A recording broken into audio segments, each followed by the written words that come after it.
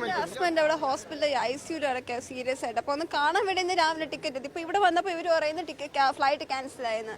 കഴിഞ്ഞ ബുധനാഴ്ച air India express വിമാനങ്ങൾ മുന്നറിയിപ്പില്ലാതെ റദ്ദാക്കപ്പെട്ടപ്പോൾ ദുരിതത്തിലായ യാത്രക്കാരിൽ മറക്കാനാകാത്ത മുഖമാണ് തിരുവനന്തപുരം കരമന സ്വദേശി അമൃതയുടേത്. അവരുടെ കണ്ണീരും പ്രതിഷേധവും അന്ന് താൽക്കാലികമായി ഫലം കണ്ടു. പിറ്റേ ദിവസത്തേക്ക് എയർ ഇന്ത്യ പകരം ടിക്കറ്റ് നൽകി. പക്ഷേ ആ വിമാനവും റദ്ദാക്കപ്പെട്ടു.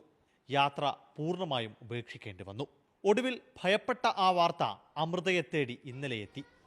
അവസാനമായൊന്ന് കാണാൻ കാത്തിരിക്കാതെ ഭർത്താവ് യാത്രയായിരിക്കുന്നു.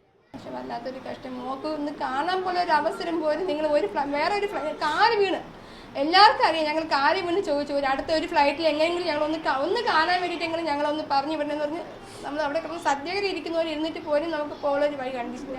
മധുര സ്വദേശിയാണ് ഒമാനിൽ ജോലി ചെയ്യുന്ന അമൃതയുടെ ഭർത്താവ്